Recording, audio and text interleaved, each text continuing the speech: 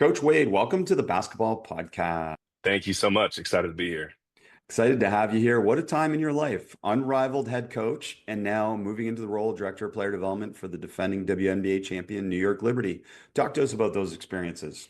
Yeah, it's been a busy year. Super excited and grateful for all the opportunities. Unrivaled was an incredible experience, obviously being in the head seat for the first time and learning so much. And then going into this new season with the Liberty, just an opportunity to provide value where I can. Obviously, they've got a great thing rolling, being the defending champ. So I'm really excited to learn, connect with the players, and grow with the staff throughout the season. So, Unrivaled, we're here mainly to talk about your role as a head coach with them and some of the experiences that translate to other things, whether it's 5-on-5 or just coaching in general. And maybe first, just give coaches just a quick synopsis. What was different about coaching in that version of 3-on-3, a full court 3-on-3? It was a lot different. It's different from the 3-on-3 in FIBA, obviously different from 5-on-5 traditional style. First and foremost, like you mentioned, it's full court. So the court was 70 feet long, so not a traditional 94-foot court. But in regards to transition offense, defense, a lot of the principles were very different. And so much of the game was figuring out how to manipulate spacing on the offensive end, and then defensively, how to prevent switching, how to switch the best, and a term that we like to use a lot, lowest on the floor, which we'll get to in a bit. Just finding different advantages of how to take advantage of the space was the key. So one of the things I know you talked about, like in FIBA 3x3, which we've talked about, we had Brian Benjamin on, a famous 3x3 coach on the podcast. The one thing that stood out to you, which is obvious now that you said it, is transition defense. And 3-on-3 transition defense is very different than 5-on-5. Just remove two players and different philosophy. So talk to us maybe first, what were some tools that you used to be able to build a really solid transition defense? Some of the principles are the same, right? You obviously want to sprint back. You need to communicate. Someone needs to identify the ball. All that's the same. I think with the more space on the floor, you have to learn as a coach that you're willing to give up certain shots. And so then it becomes what shots do we want to prioritize? And for us, we used the term basketball player. That was our transition defense principles. So first of all, we're protecting the basket. Everyone's sprinting back, loading to the paint, and building our wall from there. Of course, from there, we get to identify the ball.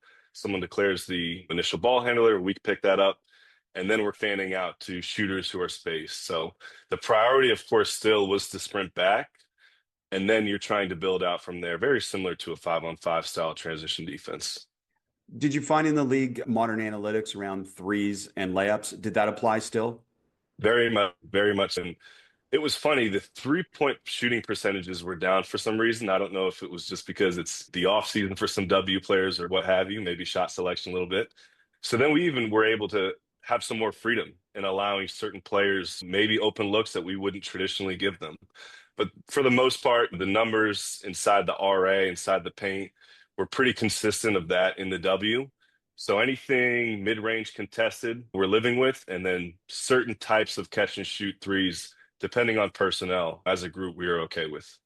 The two things that I was curious about watching it from a coach's perspective, one is post play, because sometimes, again, in the W, there's some dominant post players, but it's easier to take away space with those extra defenders on the floor. So I'm curious your thoughts on that initially. Post play was a difficult matchup, and you had some great bigs in the league. Obviously, BG's the first one that stands out with her size. Thankfully, with Steph Dolson coming off our bench and then Alyssa Thomas being physical, despite being undersized big, we didn't get in too much trouble with that. But you're exactly right. You can't really send two at a post because there is so much spacing on the floor, and then you're only having one player to scramble around for two. So much of the game, whether it was in the post or on the perimeter, was just being great in one-on-one defense. Can you contain the ball without requiring help? And then the second thing for me was ball screen defense, which again, you remove these extra defenders and a lot of things you do with low tag, high tag, etc. They're just not there. So talk to us a little bit about ball screen defense. Yeah, ball screen defense was something that we touched on every single day. And you're exactly right. You couldn't have a big necessarily at the level or hedging, certainly not trapping a ball screen just because you're putting your last player on the backside in such a poor position. And so we had to get really great at, first of all, our guards fighting over or under the screens and getting back to their player. And then just making sure that our big was retreating with the roll. And so it went against my defensive principles and having an aggressive big at the level. We had most of our bigs in a drop if we were not switching, just to prevent, of course, the roll getting behind us. And then maybe to entice that guard ball handler to settle for a dribble pull up, a floater, things of that nature. Again, that all goes back into what kind of shots are we willing to give up? And I guess I want to add a third thing. We might get to it later a little bit, but special situations. Like when you're down to try and be able to force turnovers or disrupt with traps and different things like that. Again, the complication of doing that full, not just in the half court, but full court 3-on-3 is Yeah. significant. Yes, it is. And obviously, too, with our Elam ending, it was not a traditional fourth quarter that we would have. So there was all these different scenarios that I myself, being a first-time head coach, had never experienced before. And many of the players had never played in the Elam ending before. And so trying to find advantages, especially when you're down or steal an extra possession at the end of a quarter. We may throw out a trap out of a timeout on a certain player, but it's something that we can only go to one time. We can't give up these players, especially how great the W players are, a steady diet of the same coverage, especially when you're hedging or being aggressive in a pick and roll. They're going to pick that apart. And so trying to find out when to surprise the opposing teams with mixed coverage or a trap was part of the chess game that I enjoyed. I personally love the Elam ending, watched it a lot with the CEBL, the Canadian Basketball League, but I'm curious your thoughts and maybe just give us a quick explainer for those that maybe haven't heard of it before. I just say that because the more people hear about it, the more they're likely to say, okay, this is a really good idea. Yeah.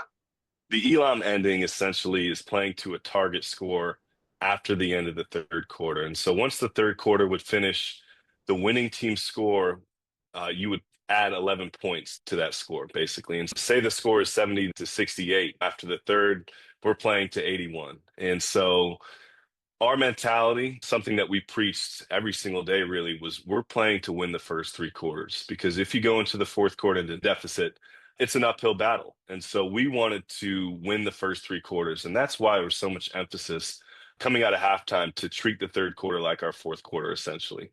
And so it's very different. It takes away time and score, late game scenarios, the fouling game, all that kind of stuff.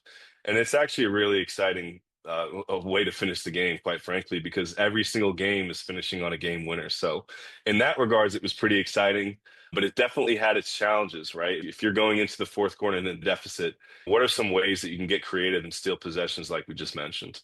Especially against that level of players. It's pretty hard to be able to come back sometimes from some of those third quarter deficits, as you mentioned. Building back towards what you did and how you approached this a little bit, building out your 3-on-3 playbook. Talk to us about that and how it mirrored 5-on-5 actions for you with Stackables. Sure. Yeah. So what I wanted to do initially was just emphasize getting out in transition and playing as fast as possible.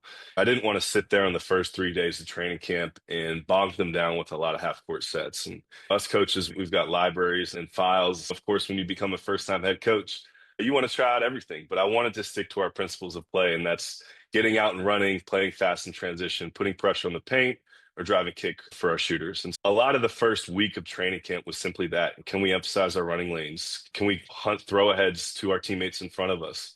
And it's really just emphasizing and driving home the point of playing as fast as possible. But once we got in the half court, a lot of the messaging became around creating coverage confusion. And so whether that's ghosts, slips, off ball actions, all that kind of action to mess with the other team switching. And so once we got into the playbook, a lot of the actions stem from 5-on-5 actions, whether it's a wide screen, pistol series, all these actions could be implemented just removing two players on the floor. And so I wanted the players to have some kind of familiarity with the actions that I was putting in, whether they've played in those sets overseas in the W, there's some continuity and some carryover, and they weren't learning a completely new playbook. The Stackables piece was great. We wanted a common thread basically throughout our offensive playbook. And so whether there's a term, our wiper screen, so that was a screen back for the first screener, our dribble action, which was a DHO into a ball screen, our chase, which was hit ahead, then that guard would follow off it. We wanted just common language so that we could add our stackables to any play call, whether it was a wide screen or point action or pistol.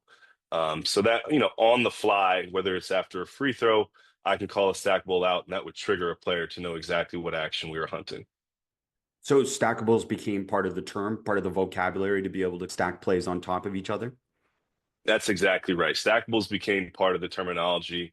And the players really enjoyed it because, again, it was a common term, it was a common thread that we can pull from that they would know exactly what kind of action we're hunting, especially for the personnel on the floor. And so a lot of that goes into court recognition, floor mapping. I wanted the players to play as free as possible and not think about, okay, what action do I need to get into? Where am I screening next? Where am I running to next? Just play free and take the thinking out of the offensive side of the ball. You mentioned earlier manipulating space, and particularly on the offensive end, I'm curious, like traditional spacing 5-on-5 now in the pro league is obviously corner, 45 or slot. So talk to us. What was some of the ideal spacing spots in the 3-on-3 full court? I would say it was interesting, right? Because we do preach sprint to the corner, get deep. We call it the cave sometimes at this level. Just bury yourself far in that corner as possible. We tried doing that the first week of training camp, and after watching it, I realized that it was pretty slow to get into these secondary actions when you're so far away from the ball. So if we're running a wing pick and the opposite corner was filled, I wanted that player more so on the wing in the slot area, just so we can play with that player if the first action got bogged down.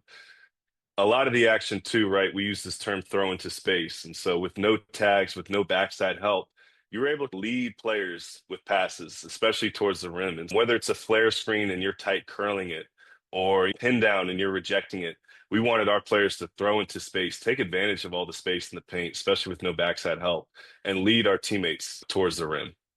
That's such a great term for even playing single side tag type of offensive sets that we're trying to create those single side tags, whether it's with the baseline exit or whatever we're doing nowadays. We're doing a lot of things where we're trying to manipulate so there's a high tag and not a low tag. And that's the same concept, isn't it? Throw into space. Very much. And it's funny, the first few weeks of the season, we got off to a really hot start. I don't know if it's new for all of us, coaches, players. A lot of the teams that we would face would hedge us or trap us, or the bigs would be at the level. And our players, we had such a veteran group, we're just picking apart these coverages. And whether it was Alyssa Thomas on the roll or one of our guards getting into a hot stove screen, a touch and go, we took so much advantage of these quick rolls and again, just throwing into space based off of the coverages we were seeing. The league caught up probably after week 2 or 3. Well, and I'm curious, and we can probably talk about this next year, but even talking to some of the players throughout the year, which I assume you'll do, I'm curious what transfers for them from this. Because to me, this is a great player development environment that they were just in, because you referenced it many times, coverage solutions and coverages in a really kind of small-sided game version of that should transfer for them. But I'm curious what your thoughts are initially on how it will help certain players and for them to play better in the league. I think it's going to be a tremendous benefit. First and foremost, just the ability to be in shape throughout the offseason. The W players have never had something like this in the States where they can get in shape and also play against the world's best. It was really the 36 best players in the W that were in this league, and minus a few notable others. But that was first and foremost. I would say defensively, too, is where players are going to have the most growth. I mentioned earlier the ability to guard one on one and contain the ball was everything. You couldn't send a second defender. You couldn't overhelp from the nail. And so players had to guard up and defend with their feet, with their chests, not come down and foul, and just be really disciplined one-on-one defenders. And so that's kind of the things that stand out the most. Switching defense, I think players are going to be much better at switching. We broke down a ton of how to switch. And so it was being physical, of course, with the screener, steering the switch to avoid any ghosts, and basically throwing that screener into the on-ball defender to force the switch. And you could see throughout the league, all 6 teams got really great at switching throughout the season. And then on the opposite side of the ball, prioritizing shot selection. You saw a lot of teams hunt the paint, especially with how much space there was on the floor. And whether it's breaking a player down one-on-one, recognizing help and overhelp from the corner, from the nail, a lot of these small-sided games, we played, of course, every weekend, but also every practice. And so I think those were the most valuable kind of growth areas for each team and each player. Talk to us a little bit deeper about trying to defend the ghost, which again is such a common action at all levels of Mhm. basketball now. It's really common and it's something we saw a ton of. And it's really difficult when you've got obviously a great shooter, or there's some kind of deception, whether a player's sprinting into it and you can't tell if it's going to be a ghost or an actual screen. So we wanted to eliminate all kind of confusion, and we would call it the steers into our reds. Our steer was the physicality on the screener. So as soon as you see your player going up into a screen, you're physically putting your hands on their back and guiding them up, like for escorting up up into the screen. As at the point of the screen, right, you're shoving that player into your teammate who's guarding the ball. And that's when we've got our red, which was our switch call. We found if you were physical as possible and actually force the switch, it would eliminate some of the ghosts. And of course, we got a few foul calls being a little too physical on the screener, but I would take that over lone coverage into an open three. And of course, the most important part of all that, after you steer it, after you switch, is just impacting the ball. We didn't want to have any late, lazy switches. The guards in this league were far too good to switch and kind of fall back. You actually had to switch and jump into the ball to prevent a guard from getting to their pull-up three. Just a lot of technique work, which was, I think, really valuable. Again, transferring into the W season for our players. Yeah, that's such a great point about being aggressive on the switch. I think that's a mistake a lot of teams make. At least you can modify it. It's easier to drop back and be passive on a switch if you need to be sometimes, but they start from passive and then they never really disrupt the ball at all on the switch and it can go wherever it wants. So that's what you mean by steering it. Did that connect to individual scouting report as well to be able to understand where to steer the ball on certain players? Very much. And I would say that was not even limited to ghost screens. It was any off-ball actions, right? We don't want to get beat on any slips, step up, side picks, anything like that. And so we found too, the steering, the being physical on the screener would just slow the pace down of the screener sometimes too, right? They're a little confused. Why has this defender got their hands on me? Why are they being so physical? So it just takes away kind of the speed of the action and can throw the offense off. And so that was a big part of our scouting reports, especially against the great guards who are really great at ghosting or slipping screens. We want to be physical as possible. It's something that we worked on every single shoot around and nearly every practice. And it actually became a part of our verbiage, right? Steer, steer into our red. And our group was really bought into that concept. Tiffany Hayes was phenomenal at it. Kayla McBride, like we had some really great switching defenders. That helped us a ton defensively. Well, you already connected this for us, but just for coaches as well, like this concept of playing like no help, like that is such a powerful constraint. And we always did it within 5-on-5, 4-on-4, 3-on-3. Sometimes we just want to emphasize guard your position and then get physical and get aggressive off the ball. And essentially, you're doing that on almost all your possessions. So it's Yeah. got to help players individually be more confident defensively.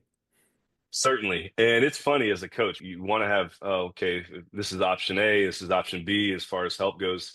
A lot of the scenarios that we learned in training camp, there is not going to be any help. And so it just comes to guarding the ball. And like I mentioned earlier, can you guard the ball and be physical without fouling? That's another term that we used a ton. We wanted to guard with our feet, with our chest, and not with our hands. And a lot of that, of course, goes into closeout defense. Can you close out with a stick hand? And then when they put the ball on the floor, we're in our airplane defense, our arms are out, we're being vertical as possible, not putting our hands in the mix. And again, just being able to guard with our chests, absorb bumps. And then it also gets into kind of personnel specific stuff. Okay, what does this player like to do off the bounce? Alicia Gray, right? Left hand dominant. Can we take that away tonight? Jewel Lloyd likes to get to her pull ups, right? How are we going to guard that differently from the night before? And so there just has to be a ton of buy in into one, just understanding that containing the ball is a priority. And then two, actually studying the scouting reports and understanding personnel tendencies. Airplane defense. I use the term for players when they're covering the ball to not be an airplane defense because you want to have stick hand out. So you refer to it as airplane defense when they're driving the ball and they're chesting the ball. Is that what it is? That's Yeah, I That's like that. correct. Yep. So you've got a stick hand up, of course, on the closeout to take away the shot. And then once they put the ball on the floor, you're exactly right. We want to be in our airplane defense. And I've got some phenomenal clips. Tiffany Hayes, again, Kayla McBride, Kate Martin, some really great guards who were able to just be so physical, absorb all the bumps with their chest and move their feet really well and not be undisciplined. That's the hardest thing at any level is you're guarding a player one-on-one and they're starting to put their shoulder into you. It's just a natural tendency to come down or want to take a swipe at the ball. The hardest thing is just to be a disciplined defender. And we had a ton of discipline defensively, and that, of course, allowed us to get stops and get out and run. I love it. That phrasing is excellent now to be able to connect for players the difference between stick hand and airplane defense and why you're doing one versus the other in a different situation. Very cool. You reference kind of finding action, especially when the play breaks down. So talk to us a little bit about some of the things that you talked to the players about play after the play type of mentality in these games, certainly with the shot clock and the different mentality of obviously trying to create a very good shot. Definitely. It was very different. Obviously, the games were a little faster. The court is shorter. The shot clock was only 18 seconds, right? So even after a make, traditionally across all leagues, you're walking the ball up or getting organized. You didn't have much time for that. And we found that out pretty quickly in the first few weeks of training camp and a few of our preseason games. We were fighting the shot clock a lot in those first few weeks. And so that's when I came up with the term or implemented the term butter. Definitely not going to take credit for that because I know that's an NBA thing, but butter was our call for 7 seconds or less on the shot clock. Again, that would be to trigger, of course, the ball handler to be alert to we're fighting the clock now, but also trigger the closest player to the ball to come into some action. And so our ghost was a slip towards the three. Our slip call was a slip screen towards the rim. So that was the differentiator. And then we'd also call X our off ball action. And so butter would trigger one of those three things. I'd say majority of the time it was a ghost three. But again, you're trying to create some kind of coverage confusion late in the shot clock. And biggest thing, right? We just didn't want a shot clock violation. We wanted to get a shot on the goal. And so a lot of the times, which we found out, the butter call was pretty successful and just alerting our team, shoot, we need to make sure that we get organized here and get a shot on goal. And once we put that in, again, the creating coverage confusion piece was super effective, especially late clock when teams don't know if they're switching and coverage, et cetera. Love that. Yeah, butter is such a powerful term for that. And you mentioned the off-ball action, X action. That's what you called it. That's So talk, correct. talk to us a Yeah. little bit more about that. But also, did you use less off-ball actions just simply because there's less players to be able to be involved in those actions? We had a good variety, I would say, of off ball versus on ball. And I think being critical of myself, I probably got a little too off ball heavy to start, but when it looked good. And so our off ball action, we would call a pin down, away screen into X. And so that guard who's coming off the pin down then hits the screener at the elbow. Our guards are then getting into X action. The biggest thing that I would teach in our X action is we just can't dance around the 3 point line. We need one player to take a definitive step towards the rim and one player to take a definitive step toward the 3 point line or the ball. A lot of the times that we would score off of this, of course, with pace, like anything, but was on that slip towards the rim. And so whether it's that initial guard that hit the big at the elbow or the opposite guard that's spaced on the wing or the slot diving towards the rim, all this stuff would create coverage confusion with the opposing team guards who didn't know if they're going to fight over, switch, et cetera. And so the biggest part of the off-ball action was, again, putting pressure on the rim and can we run this with pace? I've said this to many coaches, you need to run more X actions, just in general in 5-on-5. Like it does create Yeah. such great confusion and essentially bringing two players to a get action is the way coaches can think about it. And then Yes. let them read and decide from there. And do you foresee that being a big, powerful 5-on-5 weapon now? Very much. And the thing I taught a lot was pace just does not mean in transition, right? We hear pace a lot in the coaching world, and a lot of us think, okay, transition, early offense, how do we get it to the floor? Pace can apply in the half court as well. And so whether you're sprinting into screens, you're flying off the screen if you're a guard, you're keeping the ball hot in the domino action, forcing the next play.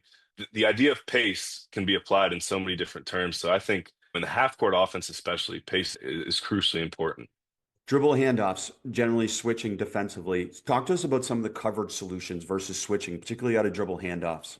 Yeah, we saw a lot of switches on these DHOs. Some teams would go under, but primarily switching. And again, that's something that we got to later in the season is okay, how do we attack this since they're just switching and neutralizing the action? Late in the season, especially towards the playoff run, we got into a lot more dribble pitches. And so that was a guard is not coming all the way to meet their teammate with the DHO. You're taking one dribble and then underhanding, pitching it to your teammate who may be spaced in the corner, on the wing, etc. And a lot of the time, again, that goes back to our coverage confusion concept. And so if you're dribble pitching it at your teammate, you're ghosting it for a three, you might be touch and go towards the rim. But this would create some confusion for the on-ball defenders who would typically switch a regular standard DHO. And now they're forced, right? Oh, this is looking like a ball screenish, but she actually pitched it. So there was just a ton of confusion again, and that's something that we got to later in the year. Just something to manipulate the switching defenses that we had seen on the DHO. Of course, a lot of these players and the intent of the league was keep them home, player development, along with obviously playing some competitive basketball. Talk to us about the player development piece, because sometimes that gets lost with the pace of the season and obviously the different things. Were players there the whole season too, or did they go back and forth a little bit as well? Yeah, that was a big piece, right? The player development piece. And thankfully, all the players stayed in Miami throughout the whole time, which was really great. And as a coach, you're trying to find that balance of how do I implement concepts? How do I work on team actions, offense, defensively, while also making sure the players are developing throughout the year. And so what I tried to do with our group was just break practices up 50-50. And the first 45, the first 30 minutes would be PD specific. And that's myself, our assistants, breaking the players off into small groups and working on them on some PD specific stuff. And of course, the back end of practice would then be more concepts. A lot of the player development stuff stemmed from one-on-one meetings that we had with each player to start the year. And this is something that I've done through all my years in the WNBA. And that's something I think is crucially important. The players want to be heard. They want to have a hand in their development. And I think when they've got that ownership in their own development, it just brings another level of commitment to the court. And so when they feel like they're getting loved and getting what they need, everything is good. And you can push them even more on some of your concepts. And especially as we get into the heat of the season and we're trying to rest bodies, some of those days would just be PD specific days. And hey, we're not even going to work on our switching defense today. Come in, let's get our ball handling work. Let's work on shooting out of our actions. Let's work on your finishing game. And some of the PD stuff would also be defensively. And so there was days where Kate Martin wanted to work on screen navigation or how to steer better into the switches. And I tried not to put a limit on the player development space. I really wanted to be intentional with it and carry it, of course, wherever the players saw it, but wherever myself and our staff saw it. Obviously a fun time for you because you actually had some time for player development, which I know in the W season is much more complicated to be able to find the time and the fit for players in certain spaces. So maybe connect it for us then in a typical WNBA season, then what does player development look like? Where are you fitting it in after training camp? Yeah, that's the tricky question, right? Is how do you fit player development into the W season? A lot of that can be done in vitamins or pre-practice work. You know, when we've got players coming out in the court, we're very intentional with that time, which is something I know we've spoken about before. We're not just rolling the balls out and lowering the baskets and say, "Hey, we'll rebound for you." It's very structured, right? And so whether it's a pick and roll action we want this player to develop in, or how to short roll better and make reads out of the short roll, all this kind of stuff bakes into our player development work that we can hit in pre-practice. And then, of course, you've got your various off days or optional days. Something that I've done in the W over the last few years is like a 40-40 day. And so rather than a typical practice, we've got two groups. And so the first group's in the weight room for 40 minutes and the other group's on the court. And then after 40 minutes, we flip it and do the same thing. And so then we've got coaches at every basket kind of putting each player again through a structured workout specific to their plan. And I think so much of it is just intentionality, right? It's easy to slip when, the priority is getting rest, making sure the players are recovered, and are we prepped for the next scout? But player development is a huge piece of that because you can't have any slippage throughout the season. I'm curious. I know in the in the NBA, some teams do this where certain players are coming before practice and doing the workout stuff, and some are staying later, depending on it. And so they fix the time, so it's not all players there at once. Is it scheduled like that for you guys as well? It is, thankfully. And we want each player to get individually touched, basically. We don't want to throw various players in a group workout because they may have different things that they're working on. One player may have played 25 minutes last night, the other player had a DNP. And so we want to be very specific and, again, I guess intentional just with our time and being specific to the player's needs. And so a lot of that is scheduling an individual shooting time, whether it's 25, 30, 45 minutes with their own position coach, pre-practice, post-practice. We let the players dictate that if they have a preference, but a lot of that has to be individualized to their specific plan. You referenced being a first year head coach, but of course, everyone in this league was essentially a first year head coach in this style, in this game that was unique. So, talk to us a little bit about just your experience being the head coach, getting to make decisions, and the possibilities that came with that for you to be able to develop as a coach as well. I think it was the best thing for me. But you don't know what it's like until you're in that seat. And that's why I wanted so badly for this experience. I wanted to be in front of a team every day. I wanted to see what worked and what didn't.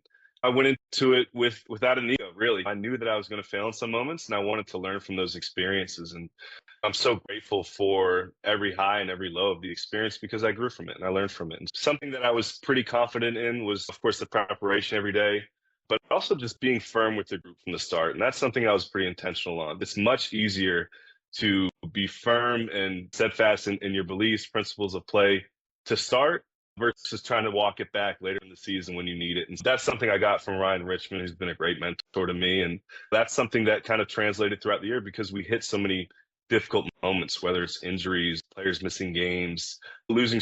A lot of those moments, we were able to stay together because we were committed to our standards and our principles. So I couldn't be more grateful for the whole experience, the highs again and the lows of it.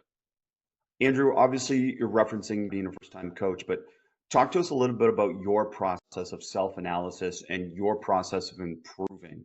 Definitely. Something that I was pretty intentional about throughout the season was being able to remove myself from the emotions of the games, especially right after. The first few weeks, the first thing I did was flip open the laptop as soon as I got home, start my notes, start making my edits, not even allowing myself to process everything that had happened over the last 3 hours. And so throughout the duration of the season, especially towards the end, I actually got home, closed the laptop, slept on it, and then woke up the first thing the next morning with just a fresher mind and a better perspective. Again, just trying to remove the emotions from the game. I would find that my notes after the first few weeks would be so biased and emotionally driven. So being able to write, again, just set aside the emotions and kind of the excitement of the game, and the next day allowed me to have just a more clear perspective and, quite frankly, just better sleep overall. That was something that I think allowed me throughout the season to self-analyze myself and our team's performance better.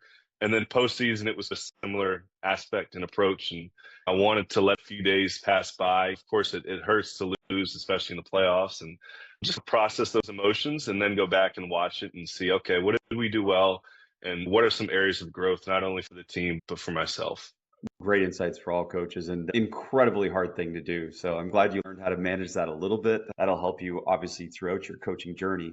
Another thing, incredible experiences throughout your career, especially in the video room, as we referenced. So talk to us about the use of video in teaching and some of the best practices that you can share with coaches, maybe some insights that might be a little bit different for coach using video and using it particularly around teaching. Yeah, teaching and the use of video was huge for us. And that's something that we hit on almost every single day, whether it's myself in the locker room with a film edit. We didn't get a chance to roll out the TV on the court here at Unrivaled, but it's something I've done in my 6 years in the W, just to allow immediate transfer right from the screen onto the court, especially if we're doing some opponent scout prep. But also just finding ways to get creative with the film. And pregame to every, or prior to every single game, I would text them a YouTube link with the opponent personnel. Initially, we would have the opponent personnel in the, whether it was a Fast Scout or Huddle app. We've learned, and I've learned throughout my years, that it's really hard to get players to, one, download an app related to video, and then two, actually open the app. And so we found it was pretty successful just to create an unlisted YouTube link and send out our film, whether it's personnel or through there. It was simple as, right, you open your group chat, YouTube link, any players can click that and watch it. And so that was ways, again, pregame, that we would find time to hit them with film. Directly before the game, so probably an hour before each game, I would have the opponent's previous game on a loop in the locker room, just reinforcing concepts of play, maybe sub patterns, or anything that the players might pick up on just watching a full game versus an edit. And then about 35 or 30 minutes before tip off, we would have our feel good edit. And this is something I think I've talked about with you before, but that's all our great style of play clips. And so whether it's offensively, we're getting out and running, everyone's touching the ball, we're getting our drive and kick threes, and then defensively, just being physical, getting on the floor, finishing possessions with the box out on the board. Again, we'd call that the feel good edit, and it's anywhere from 8 to 10 clips and doesn't take more than 2 minutes. And so that would bring some juice into the locker room, get them feeling confident, get them feeling excited to take the floor and compete. Love that idea, the feel good edit. And coaches, can't encourage you enough, go to our YouTube channel. And Andrew has a excerpt from his masterclass talking about use of video in teaching. And so good there. And we've got another treat for your coaches. Andrew's going to take us through a little bit of video now. So this was our slaps advantage game. That's something that we've done in the W for 5 or 6 years. And it fit perfectly with kind of our reading help principles in the half court offense. So first, of course, you're attacking the paint with force, you're drawing help, and then creating for others. And so display, but essentially the ball starts here on the wing. We've got offensive player on the opposite wing and opposite corner with defenders all matched up. And then the coach, basically the trigger man behind the offensive player. So when I flash my hands, that defensive player is going to reach with their own hand, and that triggers the play. So we're live here. And now Alyssa Thomas is just reading help. Drive and kick, create for others. We talked a lot about driving and respacing as well. Drive and kick, emphasis on putting pressure on the paint. Play out of different spots, play out of different locations, depending on some of your primary attack areas. That's exactly right. And again, just a lot of it was being able to respace. And so can you find the passer? Can you make yourself in their vision line? That was a great one there from Kate. But of course, the on ball, right, presence as well. And we even had our bigs in that initial spot too, especially with this positionless style of basketball. Our bigs had to be able to drive and read help and create for others. So if you see that nails heavy, just make an easy pass. I found doing this, a dynamic start, create an advantage. One of the challenges is to get players to be able to drive to score instead of automatically, oh, I'm driving the pass because that's the drill. Can you talk to us about some of your teaching points, particularly around getting players to be confrontational off the dribble and drive to score? Very much. And that was a great clip right there, actually. Our initial mindset should be to score for ourselves. If the help is staying home and we can beat our defender off the bounce, we're looking to put pressure on that rim and create for ourselves. But it's all a read, right? If that low man commits or if there's help side in the paint, that's when we draw two and make the extra. But if they're staying home, we want our players to be aggressive as possible, put pressure on the rim. You're playing against practice players here. Are you cueing them with different coverages so that your players become adaptable in their reads? I am, and thankfully, as the season went on, we built some continuity with the practice players. And whether it's practice players, a video crew, or young coaches that you're able to have, even managers, if you can get them up to speed with your team's personnel, I think that's super valuable. We've got Caleb McBride here. I think this is the best shooter in Unrivaled, and we had some heavy help off of her, and that's a big no-no. So a lot of it is just, again, understanding your own team's personnel. And as we went on, the guys were able to understand that more and not leave Kayla open or maybe help off of certain players, et cetera. So that was a big piece of our understanding because that's how opposing teams are going to play you. And of course, coaches, most of you are probably having your own team play defense here, but you can do the same thing with different types of calls for them that the offense doesn't know in advance. That's correct. Getting our breakdown offensive drill. And so this would be 3-on-3 into 2-on-2 into 1-on-1. And I know you and I spoke earlier about the importance of containing the ball, and it doesn't get any more real than this, right? And so we start in the 3-on-3 coming out of one of our actions. This would be our away, a single pin down. So whoever shoots it or turns the ball over removes themselves and their defender is off.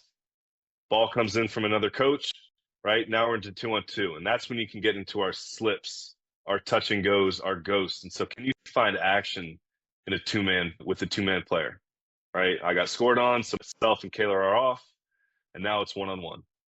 Again, that goes into containing the ball. And then offensively, can you make a play off the bounce? And again, there's a variety of actions that you can get into it. So we started with the single pin down. Here we're into our wide screen. Wide, reading coverages. Stephanie is off and her defender's off. Now we're 2-on-2. This is where we get into creating coverage confusion or just beat coach off the bounce. Yeah, great Again, stuff. all this a great stuff. way to be able to make it variable for players as well, that they're not just doing memorized scripted reps of the same thing over and over again. There's some things in between the 3-on-3 reps where they're on the verge of forgetting, and then they got to come back and remember it in 3-on-3. That's exactly right. And a hard rule that we had is you can't copy the same action that the team prior did on the floor. And so whether it's a point or a wide or a pistol, we don't want to have any repeat actions. And so it's constantly adding variety, right, to our mix. Love that. Love that. And then just a few clips I'll share of some 3-on-3 actions that are stolen essentially from 5-on-5 sets. So I'll show you how we ran it in Unrivaled, and then I'll show you the 5-on-5 version, which I stole. This was just a simple RAM action. Again, I spoke earlier about adding some continuity, right? I didn't want the players to have a completely new playbook. I wanted it to be similar to actions that they ran either overseas or in the W. And us coaches, we've got a whole Rolodex of sets from either overseas, G League, et cetera. And so that's where you can have some fun, especially as a first-time head coach, is getting creative with this stuff. So just to describe it for coaches, if you're listening, I encourage you to go watch the YouTube edit of this that we're going to post. But RAM screen into a flare screen, essentially.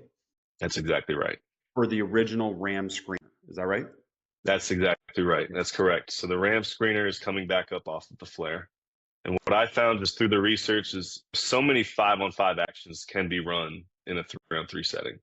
Because most 5-on-5 actions are essentially trios, 3-player actions or duos actions. So that's perfect. Exactly right. And just to close out, I will talk about some of the reds that we spoke about, the steering into reds. And this is something I actually got from the Capital City Go-Go. They're having a phenomenal season. I think they're actually in the first round of the G League playoffs tonight. But they were super intentional with the steers and then forcing a red, right? And so that's what we talk about. You want to force that screener to set the screen, and then we're jumping into the ball to impact the ball. And here's another one, steer into red. And again, this became a verbal for us. And so if we're guarding a screen, you're hearing steer, steer early, loud, and often, and then you're impacting the ball with our red.